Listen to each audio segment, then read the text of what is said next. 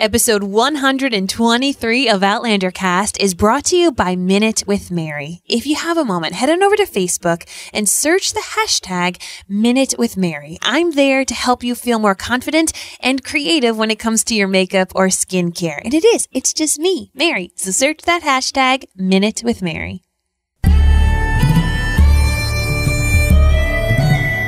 All the way from Cranston, Rhode Island, welcome to Outlander Cast. It's a podcast dedicated to the show Outlander on Stars.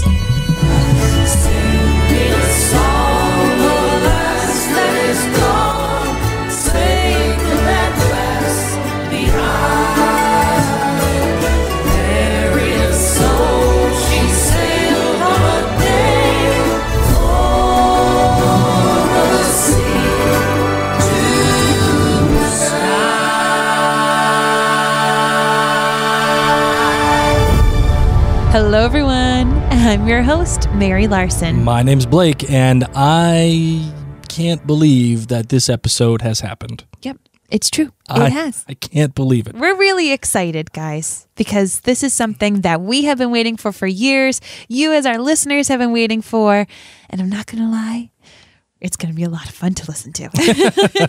I think I may have listened to this interview now at least 4 or 5 times. Agreed. Just in the car, driving, relaxing, whatever, having a good time. And I was like, I got to listen to this interview again. I know. I got to do it. It was a lot of fun, and you're going to hear how fun Diana really is. It was just a joyful experience to be able to speak with her over the phone, to delve into things that are going to be carrying us through season 4 and beyond, and just to be able to geek out about our favorite series on TV. Right, and just so you know, there is a mild, and I put it very clearly, very mild, in my opinion, spoiler Agreed. About the season 4 premiere, America the Beautiful.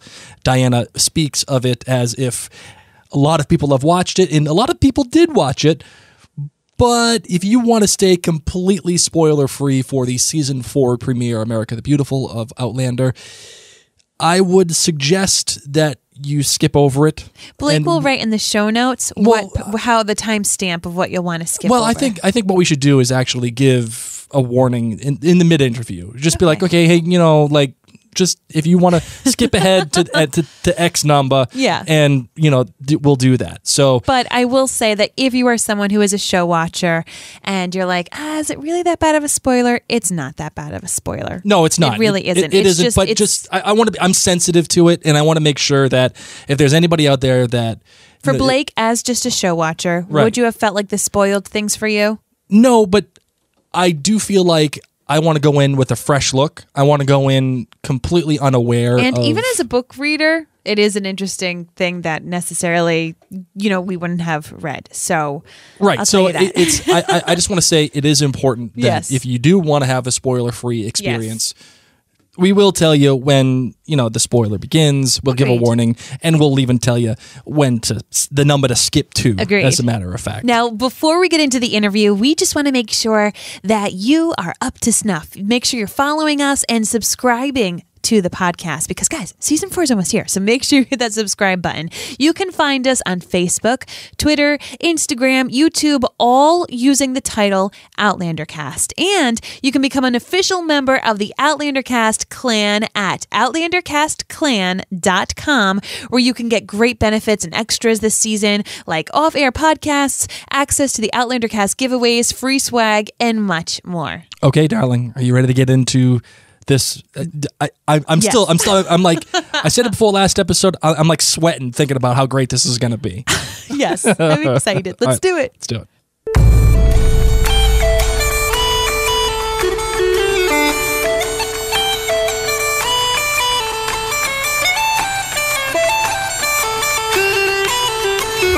Joining us today is a woman who needs no introduction. She just happens to be the author of one of the most read series in history, which has exhilarated millions of people, brought global awareness to Scotland's rich history and culture, and single-handedly inspired the most popular television show on Stars. Ladies and gents, Sassenachs and Outlander fanatics alike, we present you the author of the Outlander series, Miss Diana Gabaldon. Diana, thank you so much for taking the time to join us on Outlander Cast today. Yeah, nice to talk to both of you.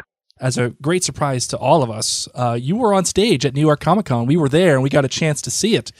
And it was fantastic to see. Thank you for being a part of it. Yeah, it knocked the moderator sideways. Oh my gosh, a huge surprise. Did you see that? I've never seen anything like that. It was awesome. Yeah, it was great. So on the panel, you said something that actually kind of shocked me. When you were asked why you chose the time and setting and what intrigued you about this such fertile ground for your story. And your response could be summed up in two parts, which is one, it didn't really matter what the setting was because it's the characters' lives. The setting is not that important. And the second response was that the Scots just moved to the Americas and that's what happened in history. But I guess my question kind of revolves around your first part of that answer, which is, does the setting really not matter to you in a story that you're writing, or is it just another tool to tell emotional stories?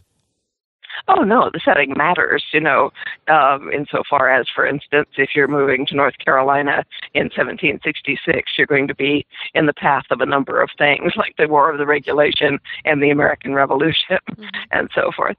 But your story is set around these particular characters and how they respond to the setting. In other words, it's not that the setting doesn't matter, it's that the story will be controlled by the character's response to the setting. And therefore, I could put them down in Jamaica and we would have an interesting story still based around those characters. It would be a different story because, a completely different sort of violence and conflict was unraveling in Jamaica. So yeah, this is historical fiction, so naturally it's controlled to some extent. Well, I could say it's controlled by it, but it is guided, I'd say, by the events and the tide of history, which is what the second half of my answer indicated, which is this is what happened to the Scots, and that's what happened to them afterward, is that they did become embroiled to a large degree in the events that led up to the American Revolution. Though just as with the Jacobite Rising, they fought on both sides. I loved the sound of the entire audience when you dropped that fact bomb of how many Scots, the percentage of Scots that were in the Revolutionary War, and we all went, whoa, collectively. No, there were a lot of them. Yeah. And, coming straight out of the story of the Jacobite Rebellion and so forth and what happened to the survivors of that, of course, a lot of people have the impression that all of the Scots, were transported convicts or indentured servants or something, which is not true. The greater proportion of them went voluntarily because matters were pretty dire in Scotland. It was very poor economically, particularly in the Highlands, and a great many people left out of necessity, in search of, survival, if not a better life. And then, of course, many of them were transported. Yeah. My lineage, a lot of it comes from Scotland, and I'm a daughter of the Revolution. So when I heard that, I was like, yes, those are my people. So it made me excited. No, they were definitely here. Yeah. So you are famously a non-linear writer. You write in kernels. And we wanted to know, have you ever written yourself into kind of a corner where you've said, oh, goodness, I don't know how to get out of this? And are there things that you wrote back in the 80s and 90s that you're still waiting to capitalize on the next two books? Well, no, I've never written myself into a corner that I couldn't get out of. That's one benefit to the way I write. In fact, several years ago, I was having breakfast with George R.R. Martin. He lives in Santa Fe, and we have a small place there that we live in for a week or so out of every month. So if we're in town together, we have breakfast 3 or 4 times a year. Anyway, we were talking about what we were doing and all that, and I said, well, how's the book going, George? And he said, well, I'm having trouble with it. He said, I've kind of painted myself into a corner. And he said, have you ever had that happen? And I said, well, no, George, actually I haven't. I said, it's not that hard. I said, you find yourself in a corner, all you do is change the color of the paint, and paint yourself back to the door. I love it. I love it. You are essentially, the god of your own little Outlander universe. Well, not little. It's a huge Outlander universe. It's bigger by the minute. I know. Every novelist is God, which is one of the reasons why we do it. Not everybody makes a living at it, let alone is successful. But, within the realm of your novel, you run everything. You make all the decisions. What you write is the end-all be-all of your world. You are the master of that universe. But we know that there's a little piece of you in each character, and we know that characters, you've said that they speak to you. So have you ever written anything that kind of surprised you, or have you ever said no to a character, meaning like has that specific character in that specific voice ever said anything to you that he or she suggested that in something and you disagreed with that character? Yeah, no, no, I can't say they do. I mean, often they say things that surprise me, and I sort of rear back and think about that a little. I think, really? Oh, why did you say that? Oh, I see. And well, that opens up a whole different can of worms, doesn't it? But no, I don't try to drive my characters. I mean, I know some writers actually think they are in control of their characters, and they're just puppets, and you pick them up and move them around. And I have read books where that's quite obviously the case, but they're not my favorite books. And that's just not the way I work. Well, could you give me an example of where a character surprised you in your early writings? Oh yeah, well, quite frequently. In Voyager, for instance, Mr. Willoughby, I wasn't really expecting him at all. He just sort of came in when he stuck his head in. I was thinking, wait a minute, who are you? And then he came in entirely. And, Mr. Willoughby's what I call a mushroom. It's one of these people who spring up out of nothing. And you weren't expecting them at all, but they just walk off with any scene they're in. And so he introduced himself, and things got very interesting for a while there. Anyway, then Claire's in bed, and the next thing that happens is another knock at the door, and young Ian comes in, and is of course flabbergasted to find her. Of course, he doesn't know who she is immediately, having never met her prior, and assumes that she is a prostitute. Assumes further that she is having illicit commerce with his uncle, and is rapidly drawing the worst conclusion. And I was just kind of letting this run and thinking, okay, what's going to happen next? So the next thing that happens is, his father comes in, and it's, what are you doing in a brothel? What are you doing in a brothel? And, that whole conversation just kind of exploded all over the place. And meanwhile, Claire's just kind of lying in bed watching all this. When you're writing and these surprises and these thoughts are coming to you, do you ever find yourself laughing out loud saying, oh my goodness, yes? Oh, sure. I love it. I love it. So, we just talked about how the characters and you're able to kind of control and guide these situations with these characters. But then, of course, it's been a completely different beast working with humans that aren't created inside your brain, the producers and the writers of the show. And we wanted to know, was there ever a scene cut from your book where you said, absolutely not, this needs to remain? And how did you go about that conversation? Oh, sure, that happens all the time. And, we just talk about it and so forth. Now, sometimes they will just not include a scene that I think should have been there, and that's much harder to get them to put back in. And, in fact, I don't try very hard, because when they've built a script, the script itself is self-referential. It's got its own structure, and it may be that there just isn't room in there to, widen things out enough to fit this scene in, or that the scene, if we shoehorned it in, there would not be enough of it left for it to have its original impact. That happens fairly frequently. Sometimes they'll try to use, little scraps of a scene where they can't fit in the whole scene, that they'll try to get something in to try to please the fans. And usually I try to talk them out of that when they do, because it doesn't work. It doesn't work very well. Yeah, I won't go into it because it has to do with season 4, and I shouldn't talk spoilers here. But there was a bit in there where they originally had it in mind to do something that would have been really stupid, but out of really good motives. They were going to say, well, we can't do this scene the way it is, but we could do this, instead, so the readers would realize we were thinking about them. And I said, you don't want the readers to be thinking about you while they're watching the show, and furthermore, they'd just be annoyed, at the thought that you knew all about this scene and why it was important to them, but you didn't do it. So, just leave it out. But no, in terms of things that are in, and sometimes, they remove them for time or something like that. Well, one of those happened in fact, the episode 401, which I guess we can talk about since it has been shown, and its premiere will actually be in about a week. Okay, guys, we're going to interrupt you for just 1 minute before Diana delves into that minor spoiler that we were talking about for Outlander Season 4 that happens at the premiere. So if you do not want to hear the mild spoiler, you should probably skip to 17 minutes and 20 seconds. So we're going to give you some time to do that with no sound right here. And remember, go to 17 minutes and 20 seconds. Okay, guys, here it is. The final warning for the spoiler averse. In that one, it's the scene in the graveyard when they're getting ready to bury Gavin Hayes. And Ian and Jamie are digging the grave, and Ian suddenly has a terrible flashback to what happened to him in Jamaica with Gabaldon Duncan. And, he's terribly upset. And anyway, they're is and was originally a nice conversation between him and Jamie, where Ian is kind of pouring out his heart and saying, has anything like this ever happened to you? And Jamie is going, well, it has, I have.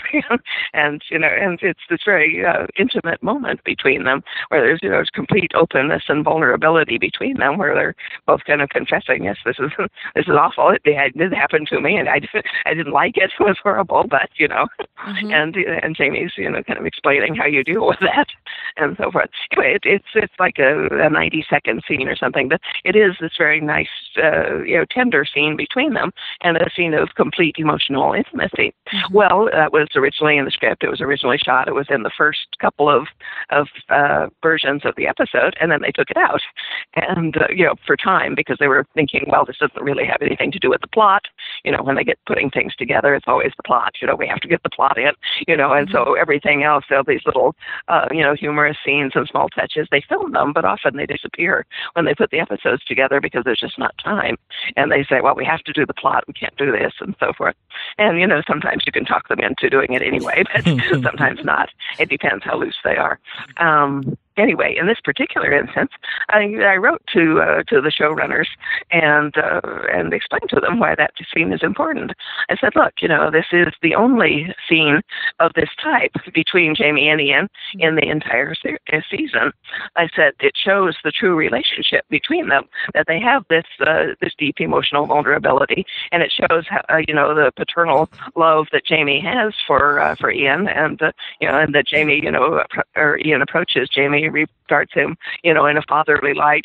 He's willing to tell him, these terrible things and relies on him for advice. But it's this, deep emotional dependence on each other. Yeah. I said this is the only time it happens until, the very end when, something happens that separates them. And I said, if you expect that scene at the end to have the emotional impact that it should, we have to have this scene up front that establishes that intimacy. Because I said, through the rest of the season, Ian is certainly there and taking part in things and so forth, but there is no other scene like that between him and Jamie. So you need to have that. Anyway, they listened and they put it back in.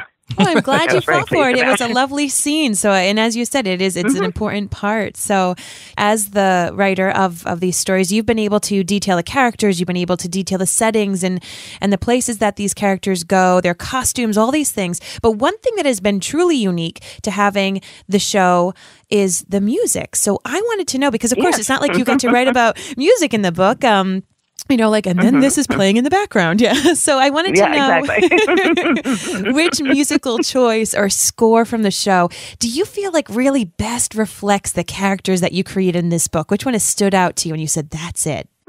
I don't know.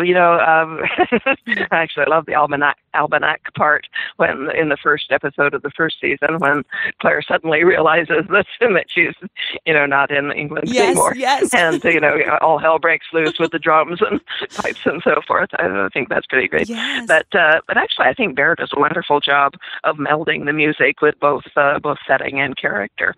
I don't consciously regard the music while I'm watching. He does send me CDs of the scores, and sometimes I'll play those as background music while I'm working. Wow! And they're very good for that. But I don't think consciously, this is the music that goes with this, etc. It's just a fairly organic part of the show. But he does a really wonderful job with it. Well, everybody loves talking about the love story between Jamie and Claire, and course. Obviously, rightfully so. That makes perfect sense. But for me, as a show watcher, what has been fascinating is, or at least are your antagonists and how they affect Jamie and Claire on such a visceral level. They force them to make choices that they otherwise would never choose. I would say that Blackjack Randall is probably my second favorite antagonist in television history, next to like the Joker in The Dark Knight.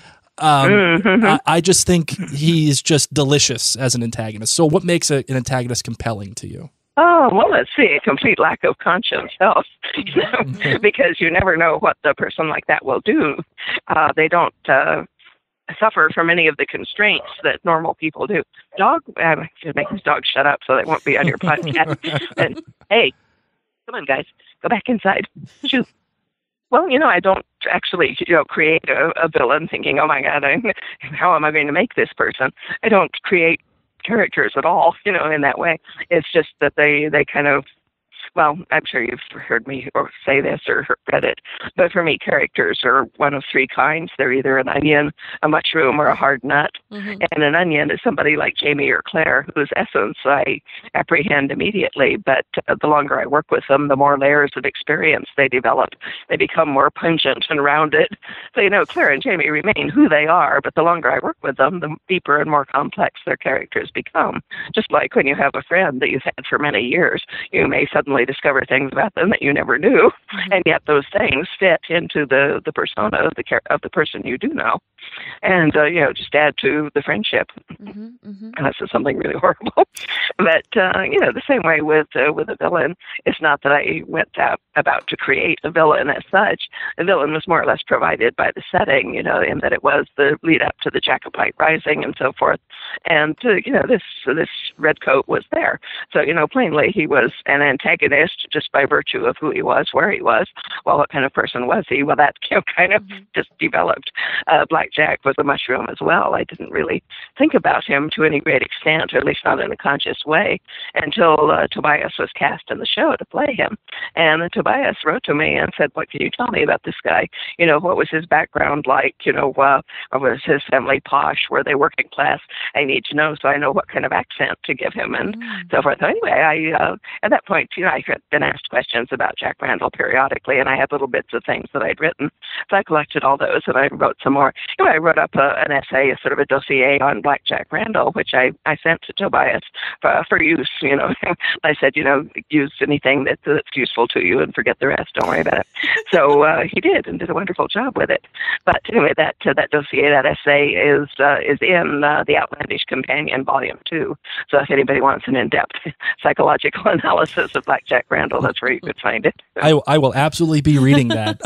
Just to follow up on that, what did Tobias do that revealed anything to you that you didn't necessarily have a hold of on Black Jack Randall? Because Blackjack wasn't an onion. Yeah. Yeah. How did he do that character for you, and did he reveal anything to you that you didn't already necessarily have a full grasp on?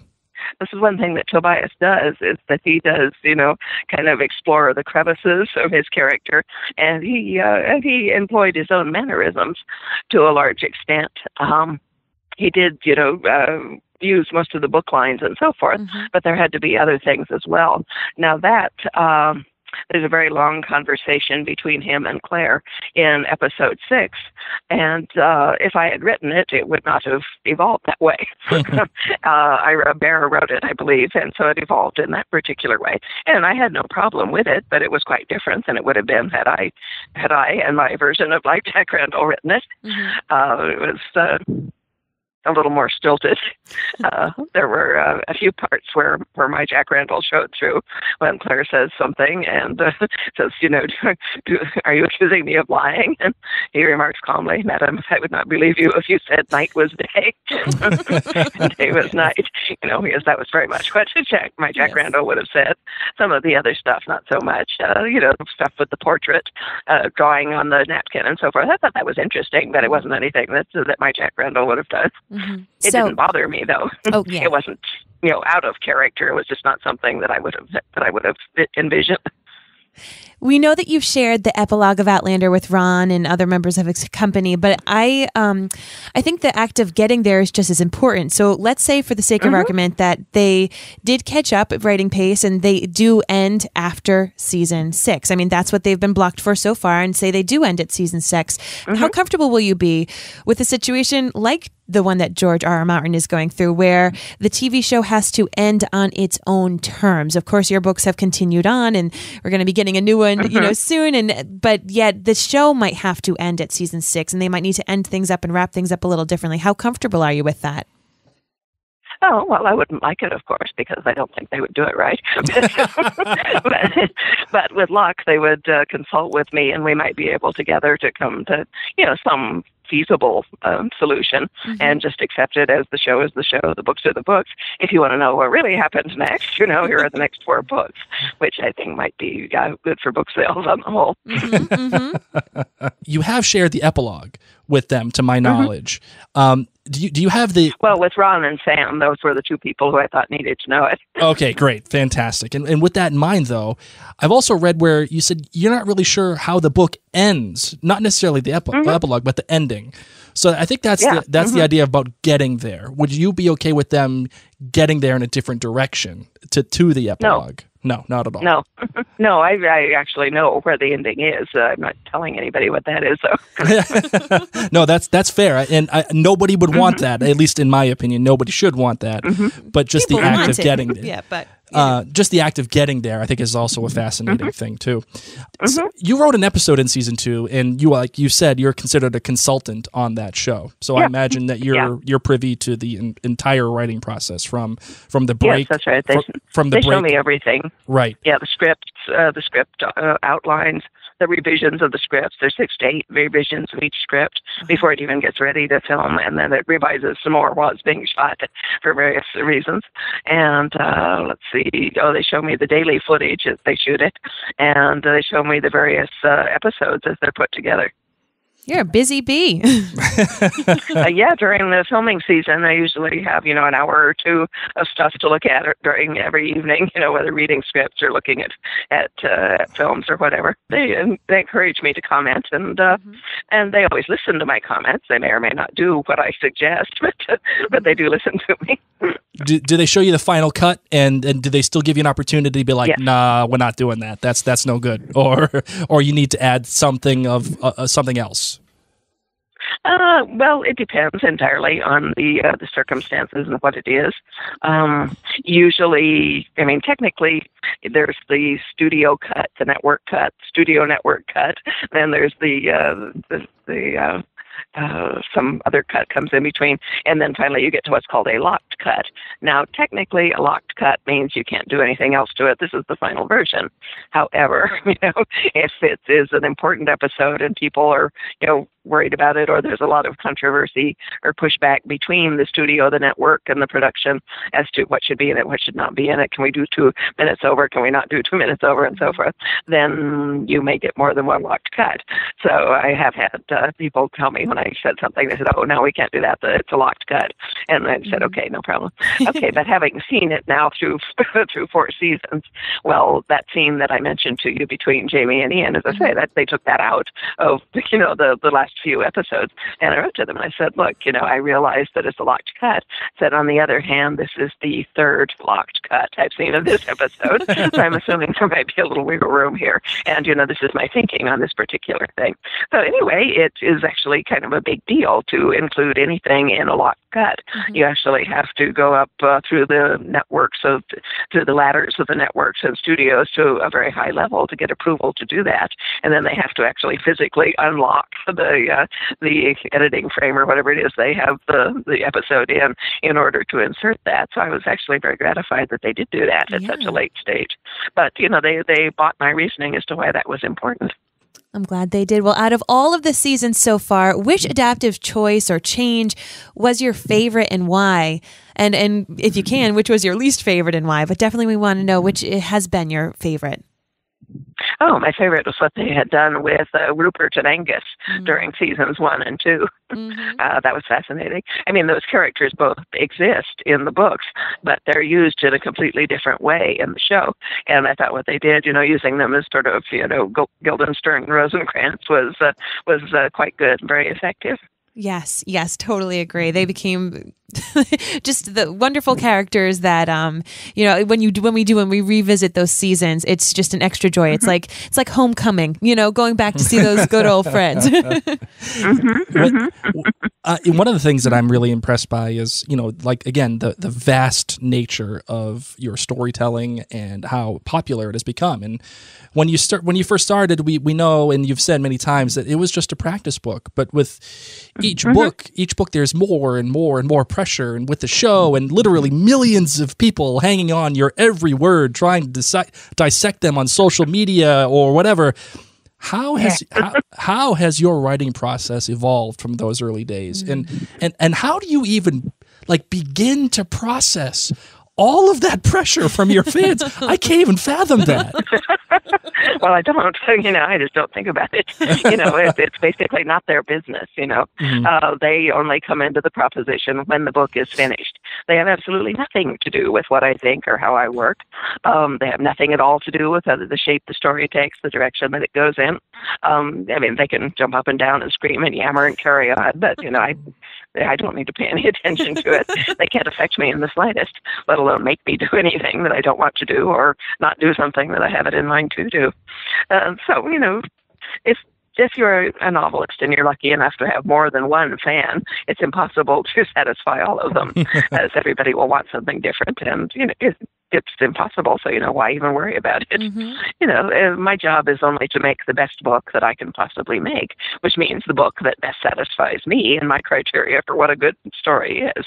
If I've achieved that, then I'm happy with it, and then it goes off to sale, and there's marketing and all these kinds of things which have to do with the sale of the book, but they have nothing to do with the story or the creation, and that's entirely mine. The marketing and stuff. I'll help them with it all I can, because of course I would like the book to sell and reach its market and reach the people that's intended to reach. But money has never been a reason for my writing. As I say, I never expected to have anyone read Outlander, let alone sell it. But once having written something to the best of my ability, then naturally I would like to sell it and, have people read it and so forth. So, I'll help with whatever needs to be done there, manage the social media or whatever. But that has absolutely nothing to do with the creation of the book. That's just me and the page, like it's always been.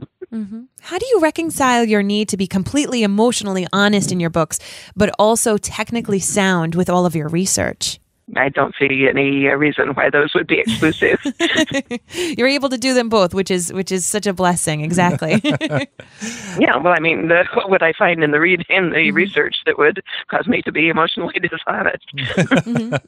Diana, thank you so much for taking the time to chat with us this evening. This has honestly been such a pleasure, and we're so excited and thrilled for you with the Great American Read. I know we haven't even been able to touch upon that in this, and we want to make sure that you can go back to your daily stuff, but we just wanted to say congratulations on it, and we're rooting for you. We've been voting for you, and that's great. I'm very grateful to them. It's been a great honor to be included in the first place in their 100 favorite books, but also to make it to the top 10 is amazing. Yes. So looking over that list of the top 10 people, I said to my husband, well, now I see why they were so anxious that I should come out for their finale. It's that only 2 of the people on that list are still alive. Oh my goodness. Well, I hope that it's everything's been fun with you for it, because it's been fun for us as book readers, and honestly, you have just brought so much joy to our lives and to the lives of our listeners. I know we can speak for everyone there. So thank you for everything that you've done, and thank you for taking the time to chat with us this evening. It's really been an absolute joy. Well, it's been my pleasure. Thank you so much. Diana Gabaldon, ladies and gentlemen. Diana frackin' Gabaldon. Wow. Wow. For all our Battlestar Galactica friends. What'd you think? This is something that I could never have even fathomed back when I started to read the books. And even as the show began and you and I were able to enjoy Outlander together and we created this podcast, it was like this little glimmer, like maybe we would be able to talk to this author, the woman who was able to dream up this universe and these characters and these scenarios that they go through. And little by little, it's happened. And so we're just so thankful that you all took the time to listen. And most importantly, that Diana was able to speak with us. That was really just a wonderful experience as a podcaster to be able to chat with one of my favorite authors. Right. And I remember after the interview that we did with her, you were like, oh my God, could you imagine being that barista at this little cafe in Santa Fe? Where Diana Gabaldon and George R. Martin are sitting there just having a drink, just chatting, whatever. Hey, how's Winds of Winter going? I don't know. Tell me how Bees is going. Millions of people are riding on these millions, tens of millions are riding on these books, and they're just yeah, whatever. We'll talk about it. I love it. I feel like Frank Pentangeli in The Godfather too. Yeah, sure, whatever, no problem. But to be able to have someone who is, your peer in this industry, not only as an author, but as an author whose show has now been able to be on these full-fledged cable networks with millions of dollars behind them and fandoms. Now, not just with the books, but people are coming to the books through the TV show. What an incredible experience for her to be able to go through with somebody, and that little banter that she was able to share just made me giggle so much. And like the whole thing with like Ira Bear and how he wrote the Garrison Commander, that whole inter exchange between Blackjack Randall and Claire, and even like when she was talking about the end, how she was like, they'd mess it up. So sorry. No, I wouldn't be comfortable doing that. That was excellent. Well, we want to hear what you think about this interview and this episode. So be sure to weigh in the Outlander Cast Clan gathering on Facebook or on our Facebook page or wherever you like to enjoy Outlander Cast content. If that's on iTunes, Instagram, wherever, we want to know what you thought about or the this. OutlanderCastClan.com. All of the official members are there as well in that community.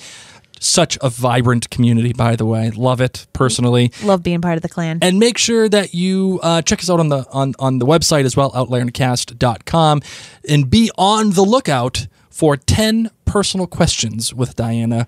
We actually talk about many a great thing with her, including her favorite food, her guiltiest pleasure, what she watched, her first celebrity crush.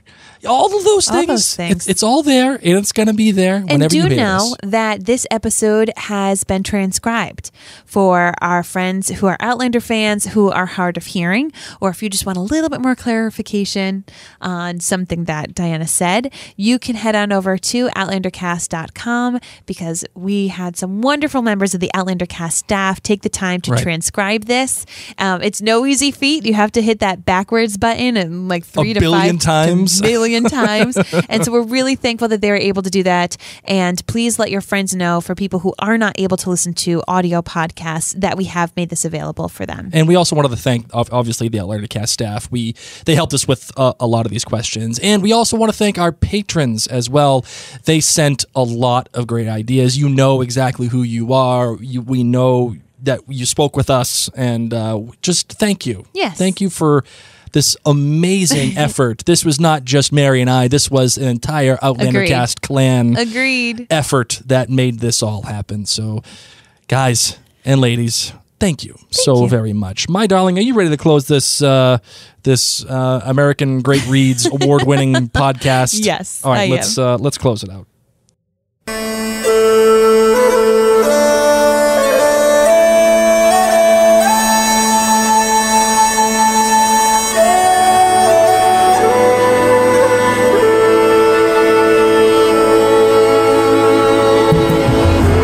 That one of the top ways that people learn about podcasts is that it's recommended to them by a friend. So if you have a friend who watches or reads Outlander, please share this episode with them. This is a great way to expose them to podcasts and to Outlander Cast. And if you've already done that, I would really encourage you to take a moment to leave us a review in your podcast app of choice, a written review especially. So we want to give a high five to Outlander Lover on iTunes. This person said, I've been listening to this podcast ever since I first discovered Outlander, the TV series. I feel like Mary and Blake are friends. I never miss an episode. They are great. Thank you so much. Oh, thank you. Another big thanks, as Blake had pointed out, is to our patrons. And we want to thank our members who are some of the most generous amounts. We like to give them a huge shout out at the end of our episode. Celine, Heather, Jen, Marilyn, Michelle, Patricia. We've also got Carolyn, Dana, Keelan, Lisa, Liz, Meredith, Sharon, Tara, Tina, Tracy, and last but certainly not least, Anne, Bobby, Jen, and Peg. And if you want to become one of the Outlander Cast Clan members, just like those people, and benefit from all of the great perks and special add-ons that we have at the Outlander Cast Bonus Clan, go to outlandercastclan.com and check out everything in our entire community there. As I said before, you can find us on Instagram, on Twitter, on Facebook. We just want to engage with you and get ready because season 4 is almost here, guys. I am bursting at the seams. I cannot wait to delve into each of these episodes. And a huge thanks to all of the cast and all of the staff. Look at me. All of the staff at Outlander Cast for keeping us excited Entertained. and entertained throughout all of Dratlander. They're going to be bringing you some amazing blog posts the rest of this month and as we go into this season. I'm just pumped, man. I'm jacked and pumped. I'm Good. ready for season 4. You should be. And, It's going to be amazing. Even though we've already seen the premiere when we were at New York Comic-Con, I'm very excited to see it again. Me too. In our house, in our pajamas, in my Star Wars pajamas that I have. Because why not, man? I'm ready to go. I'm ready to have a dram or Let's 6 do this. and do it. No, you don't need 6. You'll fall asleep. Well, ladies and gents, thank you so much for taking the time to listen to this podcast episode. Thank you even more if you've shared it. Sharing is caring. You can take a screenshot right now if you're not driving, and you can share it in your Instagram stories or in your Facebook feed. And that's another great way to let people know Outlander's coming. Here's a phenomenal interview. Learn more about Diana and share it with some friends. Well, even if you are driving, it might be worth getting pulled over. No, it won't. No. All right, my friends. My name's Mary. My name's Blake. And you've been listening to Outlander Cast.